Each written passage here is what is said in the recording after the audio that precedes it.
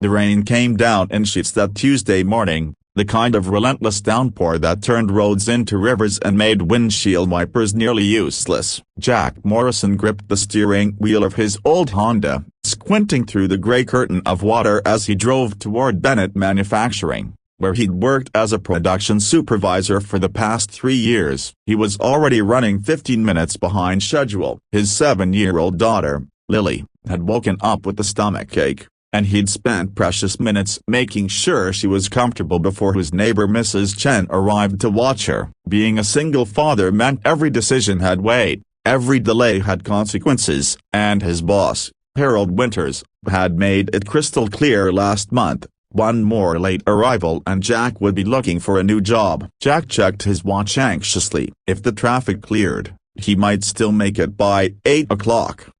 That's when he saw her. A silver sedan sat at an awkward angle on the shoulder of the rural highway, hazard lights blinking weakly through the rain. And beside it, leaning heavily against the car door, stood a woman in a soaked red dress, one hand pressed against her very pregnant belly, the other clutching her phone. Jack's first instinct was to keep driving. He was already late. Harold would be waiting, probably checking his watch, ready to make good on his threat. Jack needed this job desperately. The insurance, the steady paycheck that kept food on the table and paid for Lily's asthma medication. But even as his foot stayed on the gas pedal, his conscience pulled at him like an anchor. He could see the woman's face now, pale and frightened. She was alone on a deserted stretch of road in a storm, clearly in distress, and obviously very pregnant. Jack thought of Lily, of what he'd want someone to do if it were her someday. Stranded and scared, he pulled over. The rain soaked through his jacket in seconds as he jogged toward the woman. Up close,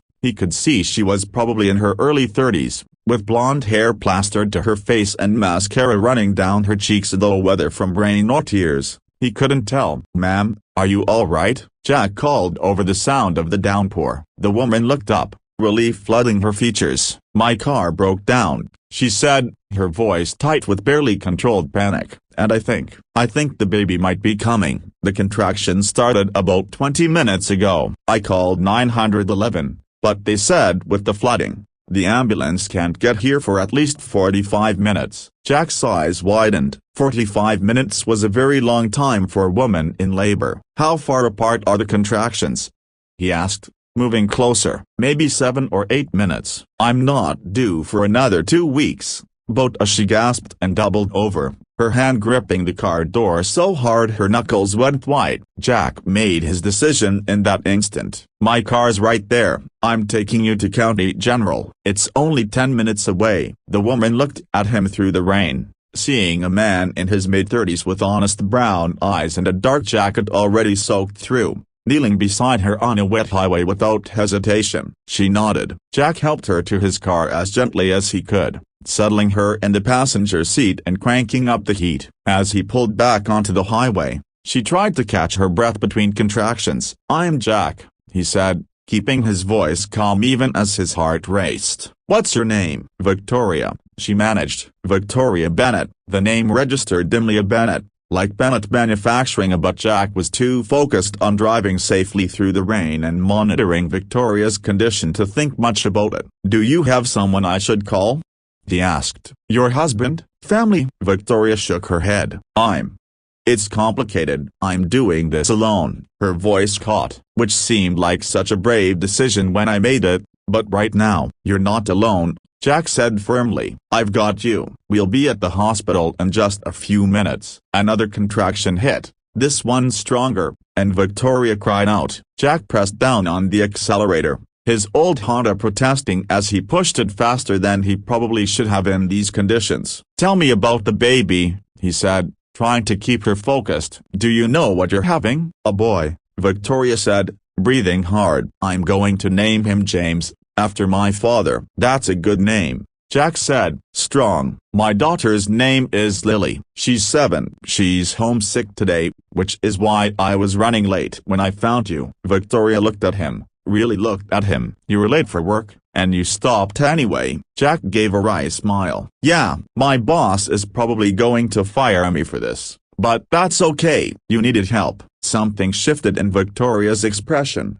but another contraction took hold before she could respond. Jack pulled up to the emergency room entrance at County General and immediately called for help. Hospital staff rushed out with a wheelchair, and within moments, Victoria was surrounded by nurses and doctors, being whisked inside. Jack stood in the rain for a moment, watching them go, his clothes dripping, his shoes full of water. Then he looked at his watch and his heart sank. It was 8:47. He was almost an hour late. He drove to Bennett Manufacturing with a sense of grim inevitability. The plant was a large facility on the edge of town, employing about 300 people in various manufacturing roles. Jack had worked his way up from the production floor to supervisor, and he'd been proud of that achievement. But Harold Winters, the plant manager, ran a tight ship and had little patience for excuses. Jack walked into Harold's office at 9:15, still damp, his shoes squelching with each step. Harold looked up from his desk,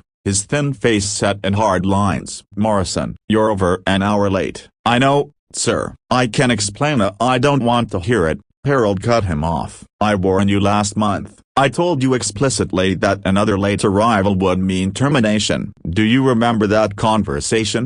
"Yes, sir, but nothing." "You're a single father, I get that, but everyone here has responsibilities. Everyone here manages to show up on time. What makes you special?" Jack took a breath. "Sir, I helped a pregnant woman whose car broke down in the storm. She was in labor, alone on the highway. I took her to the hospital." Harold's expression didn't soften. "That's very noble, Morrison, but it's not my problem. You should have called. You should have let someone else handle it. Your responsibility is to this company, to your team who had to cover for you this morning. With all due respect, sir, my responsibility is to be a decent human being first. That woman needed help. I gave it to her. And now you need to find new employment," Harold said coldly. He pulled out a folder from his desk drawer. "I'm terminating your employment effective immediately. You'll receive 2 weeks severance pay. Security will escort you out." Jack felt the words like a physical blow. 2 weeks of pay wouldn't last long. He had rent, utilities, Lily's medical expenses, groceries. How long would it take to find another job? What would he tell his daughter? But even as fear clawed at him, Jack found he didn't regret his choice. He thought of Victoria's frightened face, of the trust she'd placed in a stranger. Some things mattered more than job security. "I understand," Jack said quietly. "I'll clear out my desk." The next week was hard. Jack filed for unemployment and started sending out resumes, but manufacturing supervisor positions weren't abundant. He explained to Lily that he'd lost his job, trying to make it sound less scary than it felt. She hugged him and told him she wasn't worried because he always figured things out. Her faith in him made his chest ache. 8 days after his termination, Jack received a call from an unknown number. "Is this Jack Morrison?" a woman's voice asked. "Yes, this is Jack." "Mr. Morrison, this is Patricia Hale. I'm the executive assistant to Victoria Bennett, CEO of Bennett Industries. Miss Bennett would like to meet with you today if possible. Would 2 o'clock work?" Jack's mind reeled. Bennett Industries was the parent company that owned Bennett Manufacturing, along with several other facilities. Victoria was the CEO. The pregnant woman he'd helped was the CEO of the entire company? Yes, 2 o'clock works," he managed. "Wonderful. Please come to the executive offices downtown. I'll send you the address." Jack spent the next few hours in a state of nervous confusion. He dressed in his best suit, the one he'd worn to his interview 3 years ago, and drove downtown to the gleaming glass building that housed Bennett Industries' corporate headquarters. The executive floor was elegant and quietly impressive. Patricia Hale, a woman in her 50s with a kind smile, greeted him and led him to a spacious office with windows overlooking the city. Victoria Bennett stood by the window, no longer in a soaked red dress but in professional attire, her blonde hair neatly styled, and beside her desk, in a small bassinet, a tiny baby slept peacefully. "Jack," Victoria said warmly, crossing the room to shake his hand. "Thank you so much for coming. Please, sit down." Jack sat, his eyes drawn to the sleeping infant. "You had your baby?" Victoria's face lit up with a smile that transformed her. "I did. James Thomas Bennett, born about 40 minutes after you got me to the hospital. The doctors said if I'd stayed on that highway much longer, waiting for the ambulance.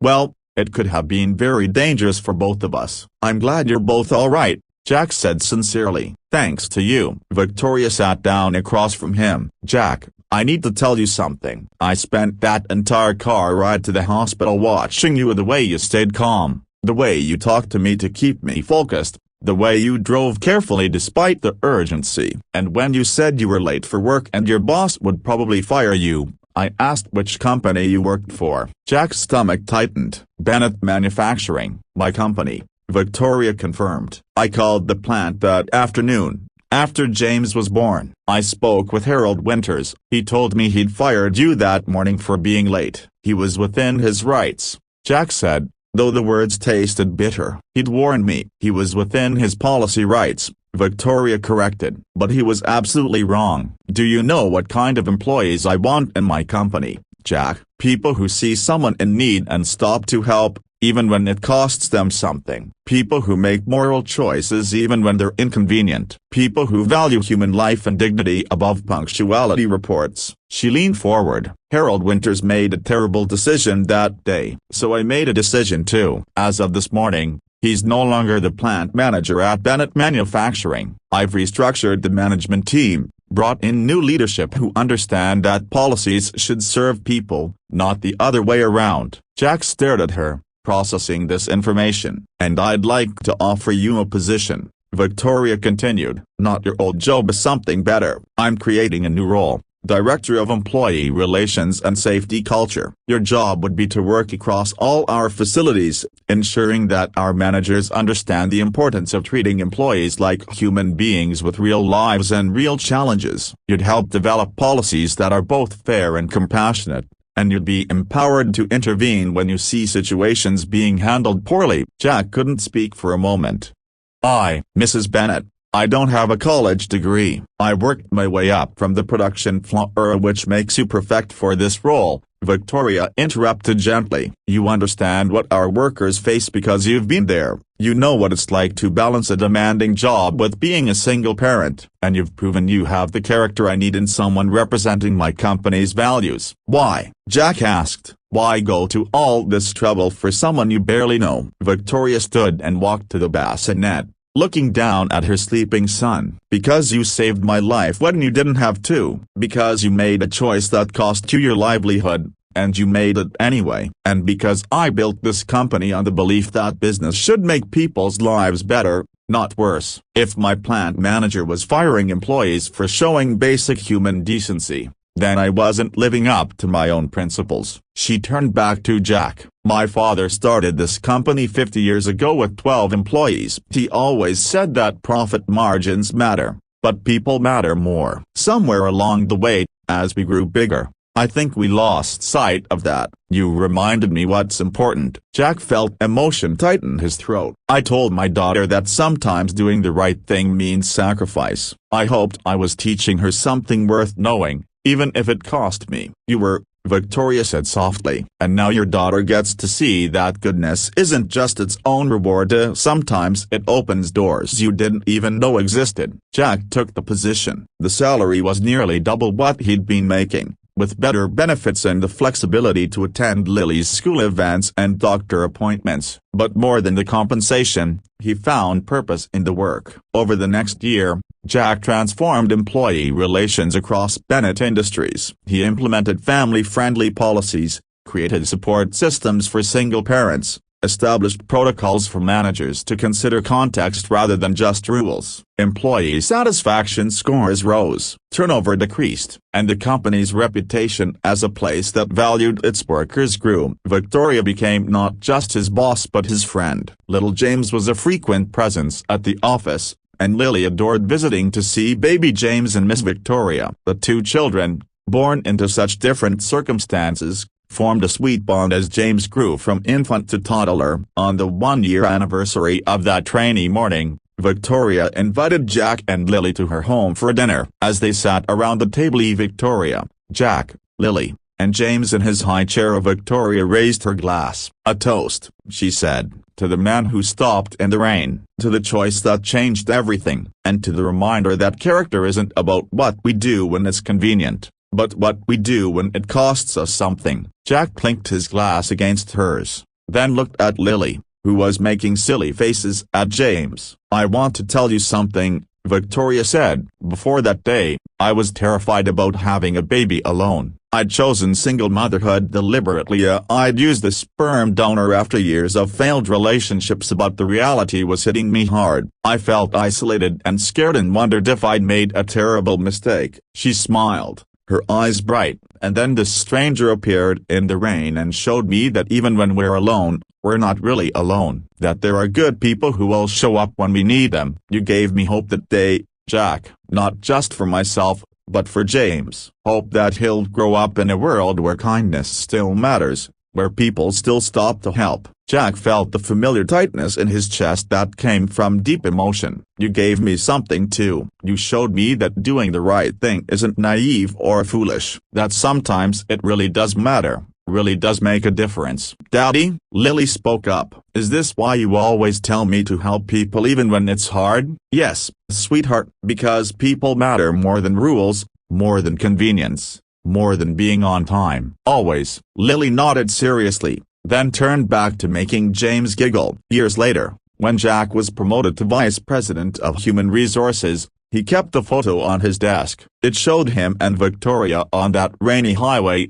taken by a news crew that had arrived at the hospital that day, hearing about the dramatic rescue. Jack was soaked to the skin, Victoria was clearly in labor, and both of them were smiling despite everything. He kept it there to remember that one choice, made in a moment, can ripple outward in ways we never expect. That stopping when we could keep driving, helping when we could look away, choosing compassion over convenience. These things matter. They change lives. Sometimes the life of a stranger in need. Sometimes our own life. And sometimes, if we're very fortunate, they change both. The rain still fell sometimes, hard and relentless. But Jack never drove past someone in need anymore. And neither, he noticed with pride, did Lily as she grew older. Because some lessons, once learned in the rain on a desperate morning, stay with us forever. The lesson that kindness is never wasted, that doing right is never wrong, and that sometimes, the things that cost us the most end up giving us back everything we never knew we needed. All because someone chose to stop, to see another person's need as more important than their own schedule. To be, quite simply, human in the best sense of that word. That was the kind of late worth being, the only kind that truly mattered.